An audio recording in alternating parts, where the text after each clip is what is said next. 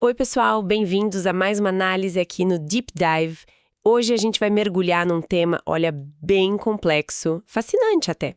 Aquele conflito, sabe, entre o que a gente quer muito e a orientação divina, que às vezes parece, confusa.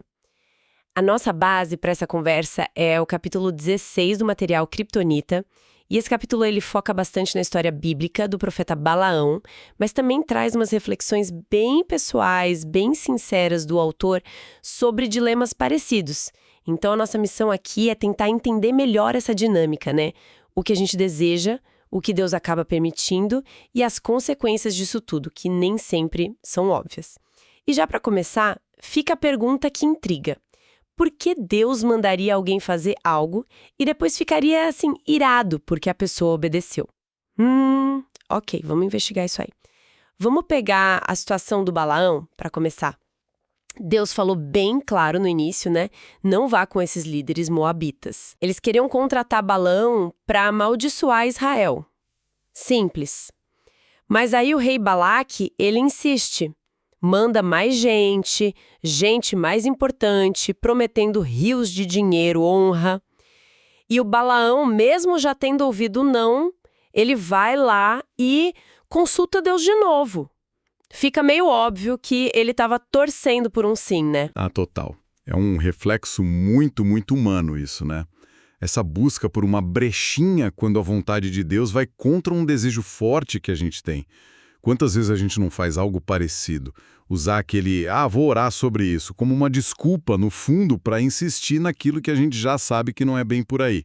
No caso do Balaão, o material aponta muito para cobiça, sabe? Pela grana, pelo status que o rei ofereceu e também um medo de desobedecer na cara dura. Ele queria o prêmio, mas sem parecer totalmente rebelde. E aí vem a parte que confunde. Nessa segunda consulta, Deus fala, ok, levante-se e vá com eles. Balaão deve ter pensado, ufa, deu certo, né? Ele vai todo contente, imagino. Mas aí o texto lá em Números diz que acendeu-se a ira de Deus quando ele se foi. E aí? Como a gente explica essa contradição aparente? Aí entra a tese central que o autor apresenta no material. Ele sugere algo fascinante, que quando a gente persiste muito num desejo que vai contra a vontade que Deus já mostrou, ele pode sim, em algumas situações, permitir que a gente siga aquele caminho. É o que chamam de vontade permissiva. Quer dizer, Deus não impede a nossa escolha, mesmo sabendo que não é o melhor pra gente e que vai trazer consequências, sabe? Muitas vezes disciplina. Ele meio que nos entrega ao nosso desejo teimoso. Entendo. Essa ideia de vontade permissiva. Mas não sou um pouco, sei lá, perigoso? Como que o material aborda isso sem fazer Deus parecer arbitrário, meio caprichoso? É uma ótima pergunta.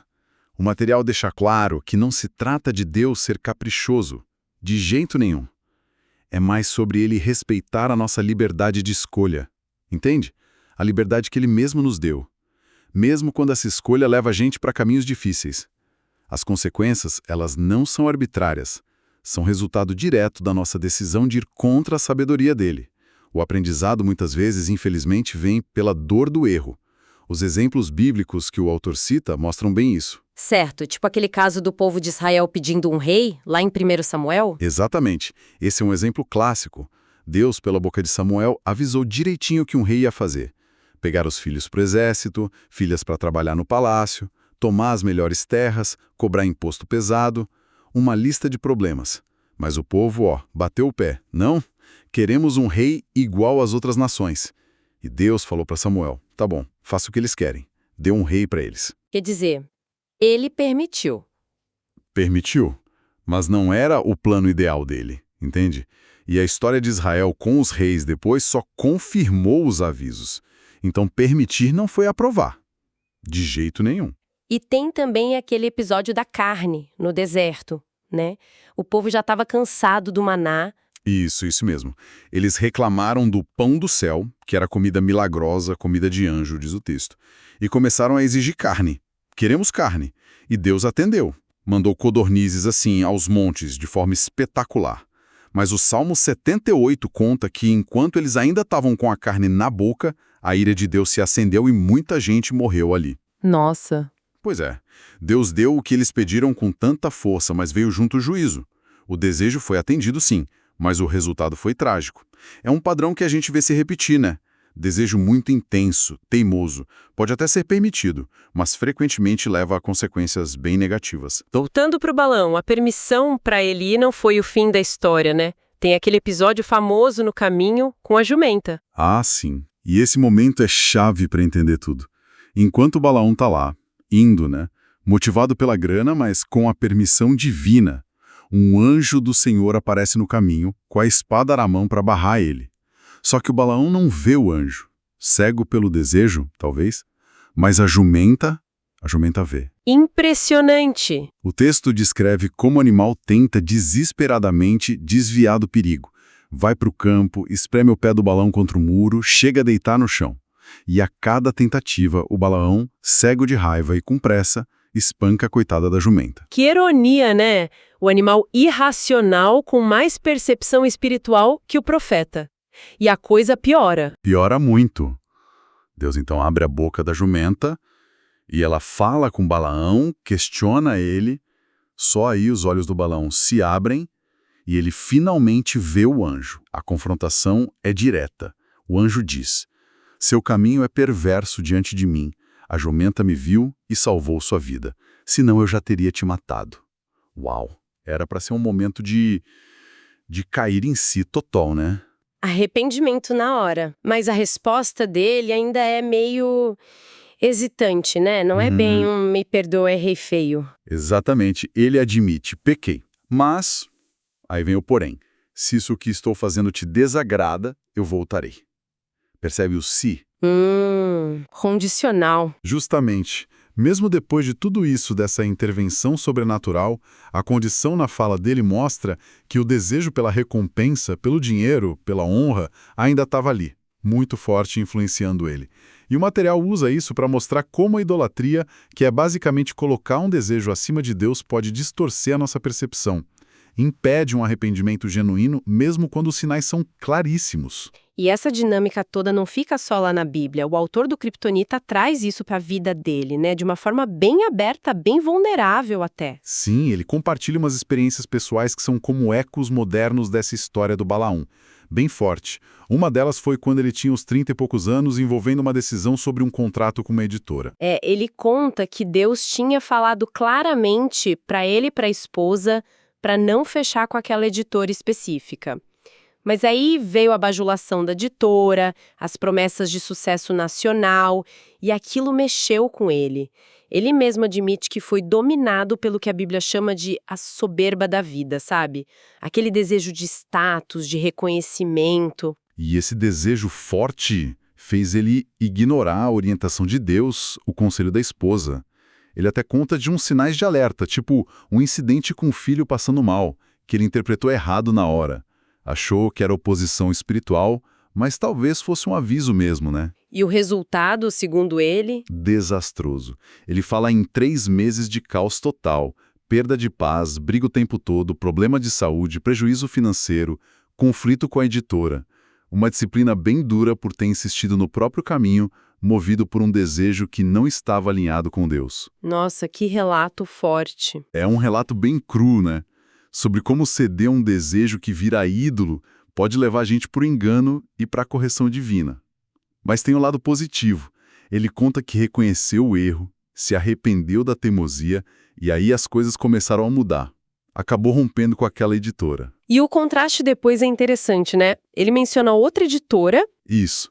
Um tempo depois, outra editora procurou por ele. Mas dessa vez ele sentiu que a direção de Deus era clara. Essa editora é minha. E ele diz que as motivações dele também eram outras. Obedecer, servir. O resultado: um livro que foi um grande sucesso. Ou seja, a bênção veio quando o desejo dele se alinhou com a vontade e, importante, com o tempo de Deus. Perfeito. Essa experiência pessoal dele reforça demais a mensagem central. Tem um custo alto seguir desejos desalinhados, mesmo que pareça que Deus permitiu no começo. Em compensação, a obediência, mesmo que peça espera ou renúncia, traz paz, traz o favor de Deus. E é crucial a gente ligar o arrependimento do autor, que levou à restauração, com o destino final do Balaão. O material lembra que Balaão não se arrependeu de verdade, persistiu na cobiça e acabou morrendo sob julgamento. A teimosia no erro teve consequências eternas para ele. Então, se a gente fosse resumir as lições principais dessa nossa conversa de hoje, o que a gente destacaria? Olha, acho que alguns pontos ficam bem claros. Primeiro, a permissão de Deus para seguir um caminho não quer dizer necessariamente que ele aprova aquele caminho. Às vezes ele nos permite colher as consequências das nossas escolhas teimosas. É um jeito duro de aprender, mas acontece. Faz todo sentido. E a questão da cegueira espiritual que a gente comentou? Esse é outro ponto crucial, né? Desejos muito intensos, quando não estão submetidos a Deus, podem virar ídolos mesmo. E ídolos cegam a gente espiritualmente. Vimos isso com Balaão, que não viu o anjo. E o autor relata ter passado por algo parecido, ignorando sinais claros por causa do desejo de reconhecimento. É um perigo real. E qual seria a alternativa, então? O caminho melhor, segundo o material? A alternativa que o material propõe é confiar. Confiar na bondade, na sabedoria de Deus, mesmo quando os planos dele parecem ir contra o que a gente quer na hora. É entregar nossos caminhos, nossos sonhos, nossos desejos para ele. Buscar ativamente a orientação dele, o tempo dele. O autor até encoraja a gente a convidar Deus para guiar mesmo, sabe? Pedir clareza, qual o próximo passo? E obedecer. Confiar que o caminho dele, mesmo não sendo sempre o mais fácil, é o melhor. A obediência genuína traz paz e evita aquela disciplina dolorosa que a teimosia acaba trazendo. Entendi. Então, essa análise de hoje nos faz pensar muito sobre essa interação, né? Tão complexa entre o que a gente quer, a soberania de Deus e como é importante alinhar nosso coração com a vontade dele. Aprendendo com Balaão e com as experiências bem reais compartilhadas no Kryptonita. Exato. E fica talvez uma pergunta para a gente levar e pensar sobre, que sai direto dessa discussão toda. Considerando o quão sutil um desejo forte pode ser para nos cegar, como que a gente pode cultivar uma sensibilidade maior para conseguir diferenciar? Diferenciar entre um anseio legítimo, que pode até fazer parte de um propósito maior de Deus para nós, e um desejo que já virou ídolo e está nos desviando. Mesmo quando parece que a gente está conseguindo o que queria. Uma pergunta excelente, fundamental mesmo para a gente refletir. Bom, pessoal, teremos uma nova análise na semana que vem. Deus abençoe a todos.